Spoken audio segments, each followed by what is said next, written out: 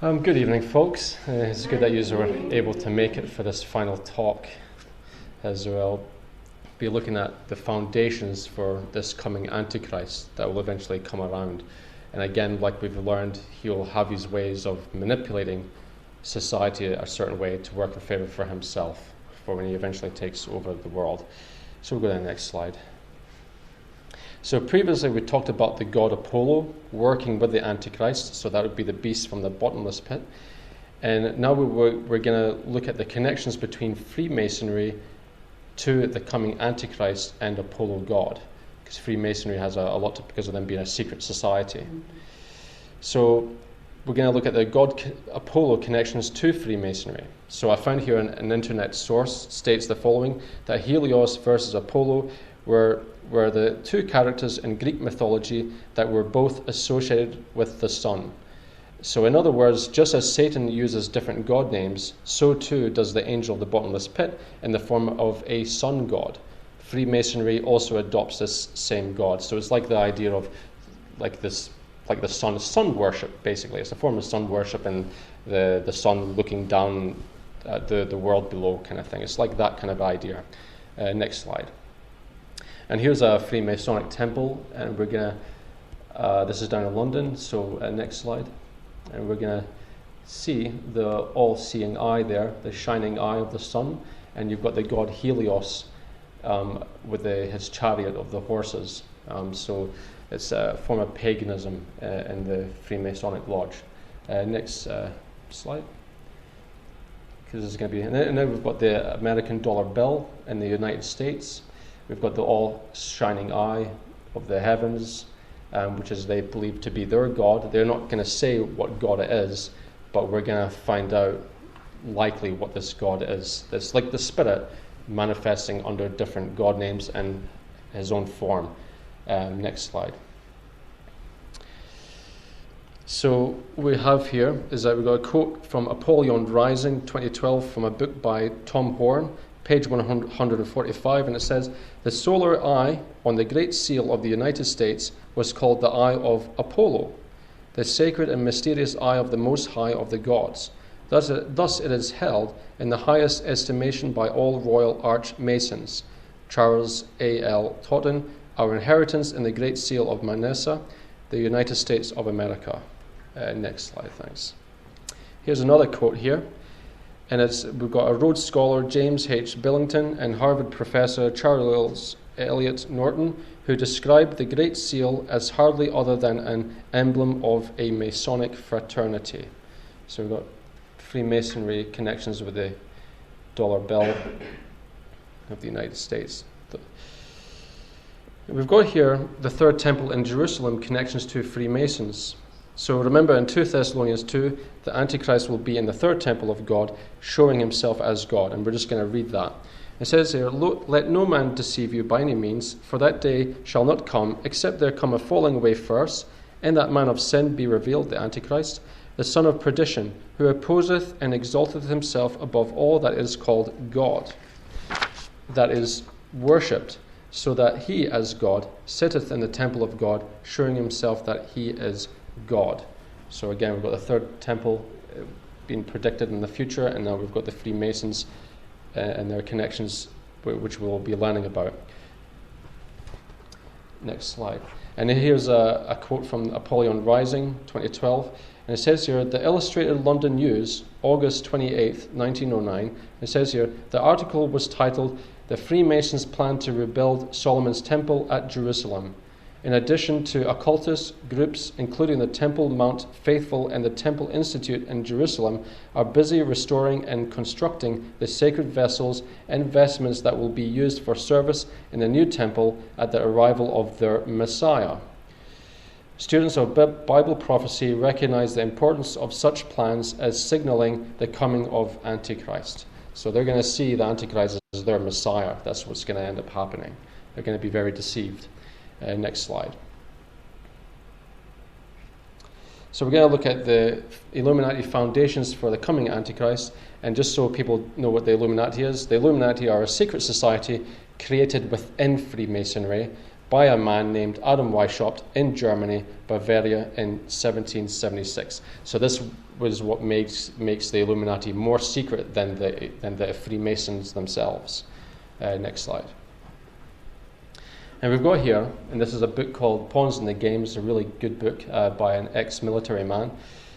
He did a lot of research, and he says here, in 1785, a courier had been galloping on horse from Frankfurt and was struck by lightning. The police had taken some of the papers from him and handed them to the Bavarian government. The papers consist of the World Revolutionary Movement and instructions for the planned French Revolution. The plans originated with the Jewish Illuminati secret society. It was addressed to Grand Master of the Grand Orient Masons in France. And this is why we know what Adam had actually planned. So nobody was meant to know about these papers, and so that's how they were able to, the Bavarian government could figure out, okay, we can see what their plans are, so it was really handy. So that's why you have these Bavarian scholars studying what the plans of the Illuminati were to take over the world eventually. Next slide, thanks. So the plans of the Illuminati for the removal of the church from society and to go against all religion. And it says here, this is a following quote from the book called Perfectibilis by Terry Melanson. And it says here, by the early 1780s, the Illuminati numbered between 2,000 and 3,000. It wasn't until the Bavarian authorities searched the home of two high-ranking members that the identity of the mastermind behind the order of the Illuminati was finally revealed. Adam Weishaupt, an obscure professor from the University of Ingolstadt, the head of that abominable sect which directly seeks to destroy religion and healthy morals and to overthrow thrones of rulers. So they wanted to get rid of morals from the public, and we see evidence of that in the world today. There's hardly any morality anywhere. It's absolutely horrendous in the world, and that's what these people wanted. Next slide.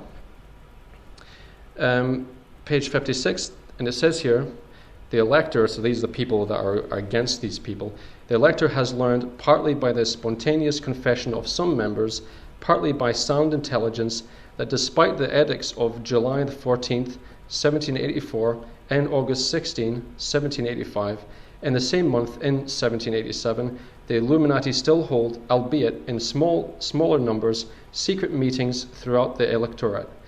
They continue to attack the state and especially religion, either verbally or through pamphlets. And we're going to see an example of the manipulation of Christianity. So we've got here the Perfectibilis of the Illuminati. In charge of individual cities and towns were given orders on how to proceed, because they had managed to influence a lot of people in high positions of power here. And it says here, if it be necessary for us to be masters of the ordinary schools, of how much more importance will it be to gain over the ecclesiastical seminaries and their superiors? Once they, like priests and bishops, etc., had been insinuated into the Illuminati, however, the Illuminati had to rid them of years of traditional biblical instruction, not above using Christ and twisting his teachings. Weishaupt and his cabal turned Jesus into a socialist revolutionary, representing him as a secret society adept who came to preach egalitarian virtue, basically meaning relating to or believing in the principle that all people are equal and deserve equal rights and opportunities, even if they are evil. So they because sometimes you have these people that have beliefs that there's no such thing as evil or good or anything like that, which can also be in the atheism as well, which we'll get to. We'll go to the next slide so we can see connections here. We've got here a Freemason, La Charlotte LSA, I don't know how to precisely pronounce that, but he's the first attempt to apply Masonic philosophy.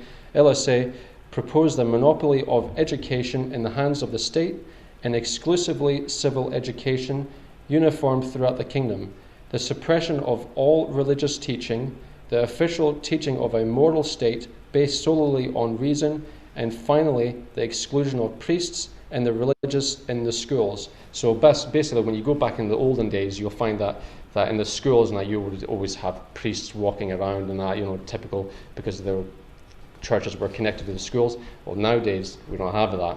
You know, it's almost like a form of atheism is now taught in the schools. You know, there's hardly anything religious, and that's what the Illuminati were looking for. They're looking for that. So we're just going to go to the next slide. And we've got Alice Bailey of the United Nations. She was an occultist, and she is quite high up. She published books for occult books for the United Nations. And in her book, she says, in the externalization of the hierarchy, she says, Christianity must be overthrown because it is based on Jewish sources. The rule of Christ must come to an end because only the rule of force is right. So you can see how they're going against Christianity. They're trying to make it go in decline completely. Next slide, thanks. And here's, we're going to go into some examples of how our Illuminati system is kind of like part of our society. Weishaupt preached to his disciples the restructuring of society along the lines similar to socialism and communism, tinged with elements of nihilism and anarchism. Now, nihilism is like a form of belief system. It's worse than atheism. It's basically this whole material world doesn't exist, they believe. I don't exist, nothing exists, and that's why they would have no problem committing suicide or anything like that, because nothing means anything to them. So that's nihilism. And then what you find is that nihilism is like the scientific teachings, because you have scientists now teaching on a holographic universe that nothing is real. So you even have that, and the cults can actually be formed with these teachings. For example, you even have Bob Lazar, an alien investigator, like believes in aliens from other planets. He poses questions to aliens, I saw in a documentary, saying, do we live in a simulation? And that's a form of nothing is real, like are we being puppeted by aliens or something and nothing is real? So this is nihilism, this is nihilistic indoctrination, and obviously it's worked on him, and that's part of what the Adam Weishaupt, the Illuminati, want for the public as well. Next slide. Page 190, and it says here that the Bavarian Illuminati initiates were specifically admonished to consult the teachings of Mani, who is a 3rd century Magi who combined Buddhism, Gnosticism, and Christianity teachings, and those of the Gnostics is well known. So the Illuminati had almost like a form of New Age, mixing different religions together and coming up with their own ideas, studying the ancients. And we can actually see that how in the New Age movements, they actually have these kind of teachings, like Alice Bailey of the United Nations, published in the occult books, with different religious ideas mixed in with it. And then you have Theosophy by Madame Blavatsky, who was an occultist, and their idea was to mix different religions together to form a new one for yourself. So they're like finding their own truth in other different religions, studying different religions, and that's like a type of Illuminati type system. And then you even have Heaven's Gate cult, an alien cult, which is actually a good example of this, where he was mixing different religious ideas as well, like Christianity, and then mixing it with aliens as well, and creating a cult.